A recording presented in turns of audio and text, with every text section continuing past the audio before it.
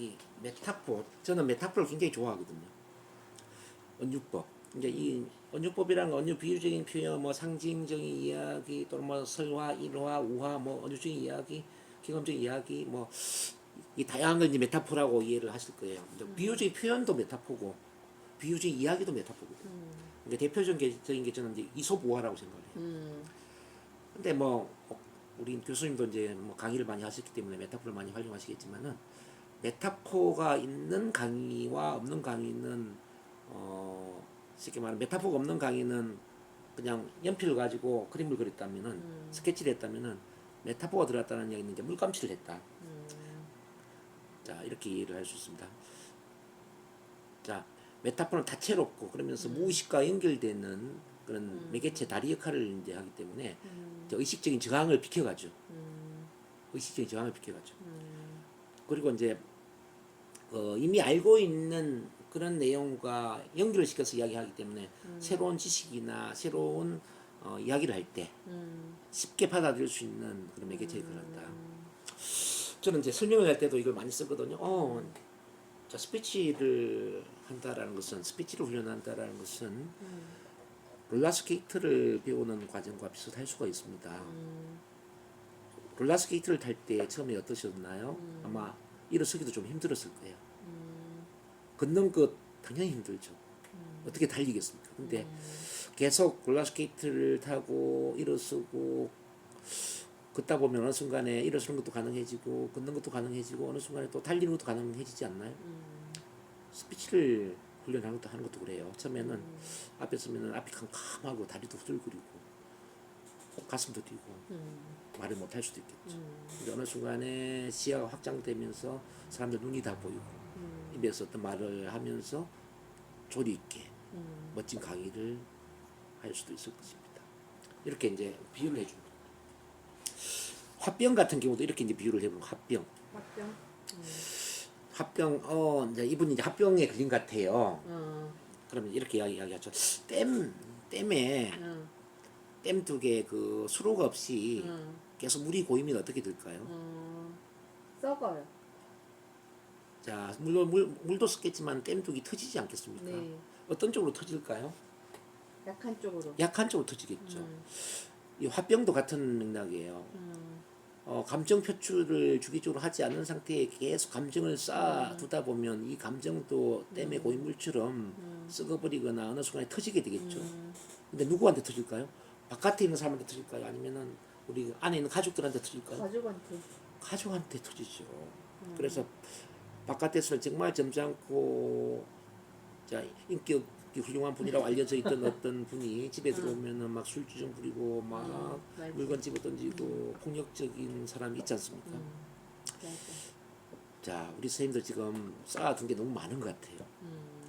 그러면은 이 쌓아둔 걸 풀어야 되는데 어떻게 하면 풀 수 있을까요? 자, 바로 댐에 물을 흐르게 하면은 이제 물이 수로를 만들어? 고일 이유가 없겠죠. 즉 수로를 만들어야 되겠죠. 수로. 그래서 마음의 수로를 만들어야 되는데 자, 마음의 수로를 만들어서 바로 감정을 표출해야 되는데 그 첫 번째가 실컷 이야기하는 거예요. 실컷 쌓아두지 말고 실컷 이야기를 하는 거예요. 자, 오늘 그래서 저랑 상담을 시작했으니까 저한테 실컷 이야기를 하시는 거예요. 실컷 이야기만 하더라도 아마 마음이 뻥 뚫릴 거예요. 아셨죠? 뭐 좋은 이야기 안 좋은 이야기 다 좋아요. 오늘 제가 이야기 실컷 들어드릴 테니까 실컷 한번 이야기해 보는 거예요. 아셨죠? 너무 좋다 이거. 자, 이렇게 이야기를 하면은 사람 너무 좋아하죠. 부담 없이 이야기를 하고 네, 그러면서 그 사람의 그거를 다 들을 수 있잖아. 그렇죠. 뭐 그래서 이제 그 메타포가 너무 상담할 때도 이렇게 이제 메타포를 활용해 주면은 마음을 쉽게 열 수가 있다라는 거죠. 너무 좋다.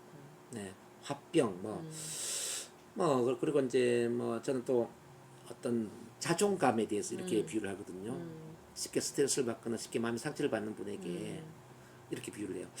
개구리가 돌에 맞으면 어떻게 될까요? 죽어요. 죽죠. 근데 코끼리가 돌에 맞으면 어떻게 될까요? 코끼리? 반응도 안 해요. 예, 코끼리는 아무 느낌도 없을 거예요. 자, 돌멩이에 얻어맞는다라는 이야기는 외부적인 어떤 스트레스적인 상황 또는 뭐 인간관계에서 비난주의 말, 뭐 불평 불만의 말 또는 꾸지람 뭐 욕설 이런 것에 직면한다는 걸 의미해요. 근데 우리 마음의 자아가 개구리처럼 연약하다면 우리는 죽어버릴 거예요. 견디지 못하고. 근데 우리 마음의 자아가 코끼리처럼 강하다면은 그런 말을 듣는다 하더라도 그런 상황에 직면한다 하더라도 약간 따끔하다가 말겠죠. 우리 선생님이 지금 힘든 이유는 바로 자아가 개구리 자아처럼 약한 게 문제예요. 그래서 자아를 키우기 위해서는 어떻게 해야 될까요? 그러면은 바로 나를 사랑하는 훈련을 해야 되거든요. 오늘 제가 어떻게 하면 나를 사랑할 수 있을까를 제가 코칭해 드릴 거예요. 이렇게 이야기를 하는 거죠. 좋다. 바로 그냥 납득이 되는. 그렇죠. 납득이. 제가 강의를 마음을 확 열게 돼 그냥. 제가 이 표현들이. 예, 강의를 할 때 제가 이제 메타포를 저는 많이 활용하거든요. 이렇게 메타포를 활용하면 사람들이 쉽게 알아듣더라고요. 쉽게. 또 사람들이 이제 어떤 스피치는 지금 발표 할 때만 오는 분들이 많이 있는데 이제 이런 분들은 그냥 뭐 한두 달 훈련하고 뭐 좀 스피치 관련 공부 좀 하고 그러면은 좋아질 걸 생각하거든요. 저는 이렇게 이야기를 하죠. 우리가 그 바이올린을 잘 연주하려면은 머리로 연주해야 될까요? 손으로 연주해야 될까요? 손으로 연주해야 되겠죠. 뭐 아코디언이나 피아노도 마찬가지겠죠. 자, 그럼 말은 머리로 해야 될까요? 입으로 해야 될까요? 입으로. 입으로 둘다 해야지. 입으로 해야 되겠죠. 그럼 또 한 가지 질문하겠습니다. 서울대 교수와 남대문 시장의 장사꾼이 말싸움을 하면 누가 이길까요? 남대문 시장 하지 뭐. 남대문 시장의 장사꾼이 이기겠죠. 왜냐하면 자 남대문 시장의 장사꾼은 입 훈련이 되어 있고 서울대 교수는 머리 훈련이 되어 있기 때문입니다. 이렇게 말은 머리가 아니라 입으로 하는 거예요. 그래서 스피치는 공부가 아니고 훈련이에요. 운동입니다. 운동. 자, 운동은 한두 달 하고 그만둬야 될까요? 평생 해야 될까요? 평생 해야 돼요. 네, 운동은 평생 해야 되죠. 자, 스피치 훈련도 마찬가지예요. 평생 해야 되는 거예요. 그래서 제가 평생 회원을 만들어 놨어요. 네, 매주 일요일 10시부터 12시까지 참 만남 치유 스피치 평생 교육으로 여러분들한테 선물로 드리는데 그래서 여러분들 평생 회원이니까 입이 숙달될 때까지 평생 나와야 돼요. 평생. 저처럼 말하는 강사 직업을 갖든지 이렇게 이야기를 하면 사람들이 이제 와 그러죠. 이제 뭐 어쨌든 설명을 할 때 이렇게 이제 메타포를 활용하면 굉장히 쉽다. 자, 인간관계 믿음 신뢰가 중요하다는 걸 어떻게 비유하냐면은 이렇게 또 비유를 제가 해드려요. 유리창이 깨지면은 깨진 유리창을 다시 정상으로 만들 때 어떻게 정상으로 만들 수 있을까요? 박살을 내고 와야 깨어진 유리창을 다시 붙일 수 있을까요? 아니요. 그처럼 인간관계의 믿음 신뢰도 마찬가지예요. 믿음 신뢰가 깨어지면은 다시 회복하는 게 깨어진 유리창처럼 힘이 드는 겁니다. 또는 또 이렇게 비유를 해줄 수 있어요. 보리쌀과 쌀을 섞는데 시간이 얼마나 걸릴까요? 섞어버리는데 1분. 1분이면 되겠죠. 근데 그 섞여진 보리쌀과 쌀을 다시 가려내는데 시간 얼마나 걸릴까요? 양에 따라 다른데 5시간. 5시간 다 가려내는데 하루 종일 걸려도 아마 골라내는 게 쉽지 않을 내가 거예요. 해봤거든. 진짜 해봤어요? 보리쌀하고 쌀하고 한 게 아니라 그 잡곡에다가 네. 팥을 넣었어. 근데 팥이 아니라 녹두. 네. 근데 이 녹두가 안 부는 거야. 네. 그 농협에서 파는데 그래가지고 단단해. 그래가지고 불지를 않아. 네. 그래가지고 그걸 섞어놓은 거에서 내가 하나를 녹두를 다 꺼냈어. 세상에. 그래가지고 진짜 눈 아프고 내가 진짜 이 미친 짓을 해가지고 그걸 해봤거든. 그러니까 이제 이건 이제 믿음 신뢰. 자, 믿음 신뢰를 구축하는 데는 이렇게 쌀과 보리를 가려내는 것처럼 많은 시간이 걸릴 수가 있습니다. 근데 믿음 신뢰를 깨트리는 데는 쌀과 보리쌀을 섞는 것처럼 순식간에 믿음 신뢰가 깨질 수가 있습니다. 그래서 인간관계에 가장 중요한 게 바로 믿음 신뢰라고 할 수 있습니다. 이렇게 이제 이야기를 하는 거죠. 어쨌든 비유적인 표현을 이제 많이 만들어내는 훈련을 계속 하셔야 되고요. 어떻게 하면 비유적인 표현으로 설명을 할까, 이야기를 할까, 또 문제에 대한 해결책을 제시할까 이런 이제 물음표를 계속 던져야 되고, 또 비유적인 이야기도 중요해요. 이야기. 이야기 중에 예를 들어서 이제 뭐 이런 이제 결단에 대한 이야기, 뭐 우화들 많이 있지 않습니까? 음. 자, 기러기들이 남쪽으로 날아가고 있었어요. 음. 근데 계속 날아가다 보니까 날개가 아파서 추수한 그 음. 밭에 음. 휴식을 하기로 했죠. 그래서 기러기 떼들이 자, 휴식을 했습니다. 근데 문제는 다른 기러기들은 다 날아가는데 한 마리 기러기가 여기 먹을 게 너무 많아. 하루만 더 쉬어가야지 하고 휴식을 더 하는 거예요. 하루 쉬고 나니까 이 기러기가 또 하루만 더 쉬어가야지 이렇게 또 휴식을 하게 된 거예요. 그러니까 또 하루를 더 쉬게 됐죠. 그러다 보니까 한 보름 정도 쉬게 된 거예요. 이 기러기가 어떻게 됐을까요? 살이 엄청 쪘겠죠. 나중에 살이 쪄서 나는 게 더 힘들어졌어요. 그러다가 겨울이 왔죠. 얼어 죽었네. 예, 얼어 죽었습니다. 자, 이렇게 시기를 놓치면은 죽을 수가 있다는 걸 의미합니다. 여러분들이 그래서 내일 해야지 미루고 있는 일이 있다면은 오늘 당장 결단을 내리고 행동으로 옮기셔야 됩니다. 뭐 이런 거.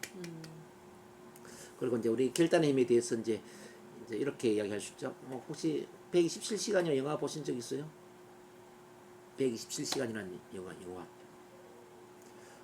이제 아론 렐스톤이라는 그 암빅 등반가가 있었는데 그 사람은 성격이 굉장히 소심하고 내성적인 분인데 이제 그런 성격적인 장애를 극복하기 위해서 암벽 등반을 시작한 거죠. 어느 날 암벽 등반을 하다가 이 오른팔이 암벽 돌 사이에 끼어버린 거예요. 돌이 무너져 내려가지고 빼지도 못하고 이렇게 이제 암벽에 매달려 있는데 처음에는 이렇게 생각을 했어요. 지나가는 누군가가 나를 구해줄 거야 이렇게 생각을 했어요. 근데 지나가는 사람이 아무도 없었어요. 근데 낮에는 30도 이상 온도가 올라가지만 또 밤에는 막 영하 또 10도 이상으로 내려가는 거예요. 그러면서 이분이 한 3일 정도 견디는데 3일을 견디는 과정에서 물도 다 떨어져 버렸어요. 이제 4일째부터는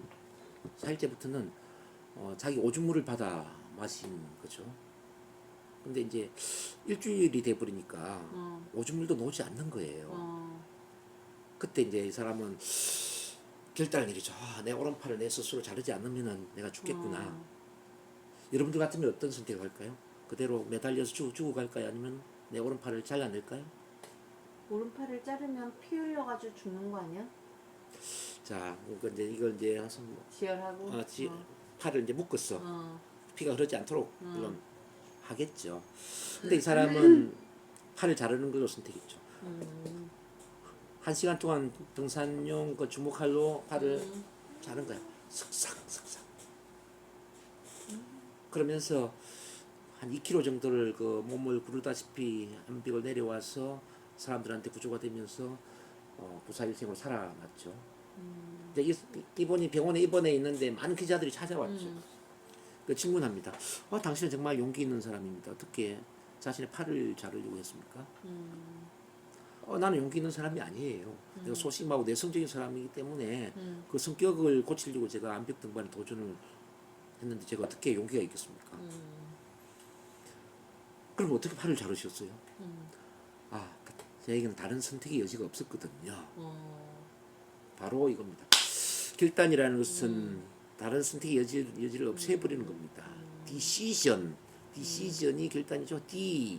몸으로부터 시전 잘라내는 것. 자, 팔을 자르는 것처럼 내가 원하는 것에서 방해가 되는 모든 것들을 잘라버리는 거예요. 자, 여러분이 원하는 목표가 있을 겁니다. 그 목표를 이루기 위해서 방해가 되는 여러 장애물들이 있을 거예요. 뭐 게으름일 수도 있고 나태함일 수도 있고 일관성 없는 그런 행동일 수도 있고 또 끈기가 부족할 수도 있고 그렇지 않습니까? 그거 다 잘라버려야 돼. 이루는 것에서 이루지 못하는 그 방해되는 모든 걸 잘라내는 것이야말로 바로 여러분의 원하는 걸 이룰 수 있는 것이죠. 이런 식의 결단. 그래서 이제 주제별로 우리가 메타포를 다 갖고 있어야 되거든요. 강의를 잘하려면. NLP도 메타포를 가지고 강의를 하느냐 그냥 이론만 설명하느냐에 따라서 저는 다르다고 생각을 해요. NLP의 이론 하나하나를 메타포를 가지고 풀어낼 수 있는 그런 힘이 중요하다. 제가 이제 이 내 안에 잠든 거인을 깨우라를 좋아하는 이유가 뭐냐면은 이 책이 메타포로 가득 차 있거든요. 동기부여와 관련된 메타포로 가득 차 있는 책이 바로 거인을 깨우라, 또 무한 능력이 전신 관래요. 근데 일반적인 책들을 보면 메타포가 없어. 제가 이제 이 두 권을 좋아하는 이유는 메타포를 가지고 NLP를 가르쳐야지. 뭐 이거는 메타포가 없이 얼마나 지루해. 내가 아까 내 스승님 얘기를 했잖아요. 네네. 그때 우리한테 뭐 그런 그 유명한 게 뭐냐면은 이분은 메타포만 가지고 치료를 했거든요. 어떤 한 사람을 상담할 때 첫 시간에는 주로 치료를 안 해요. 이분이 주로 이제 이야기만 듣고 이제 이분이 어떤 문제를 갖고 있는지, 자원이 무엇인지, 어떻게 치료를 해야 될지, 치료의 방향을 이야기하는 걸로 첫 회기가 끝난다는 거죠. 그럼 일주일 이후에 이제 두 번째 상담을 할 때 일주일 동안 뭘 하느냐면은 그 내담자와 관련된 메타포를 준비하는 거예요. 메타포를 최소한 두 가지에서 세 가지 정도를 준비를 하는 거지. 그래서 그 메타포를 들려주는 거죠. 메타포를 들려주는 것만 가지고 치유가 되는 거예요. 전 아까 그 영화를 들으면서 네. 얘기 들으면서 결단에 대해서 다시 한번 보게 됐어요. 이제 그런 식으로 이제 그 어떤 문제에 관련된 메타포를 준비를 해서 메타포를 들려주면서 치료를 한다는 거죠. 너무 좋다. 그래서 뭐 우울증에 대한 메타포, 뭐 또는 뭐 불안증에 대한 발표 불안에 대한 뭐 또는 분노 조절 장애에 대한 뭐 이런 다양한 메타포를 갖고 있는 NLP죠. 그 동기부여에 대해서도 뭐 자존감이라든지 뭐 꿈 목표에 대한 거, 인간관계, 뭐 믿음, 신뢰 뭐 쭉 있잖아요. 이걸 메타포를 다 풀어야 돼. 그렇게 해야만 상담도 잘할 수 있고 강의도 잘할 수 있다. 네. 알겠어요. 그 말씀을 드립니다. 감사해요. 아주 좋은 포인트네. 네네.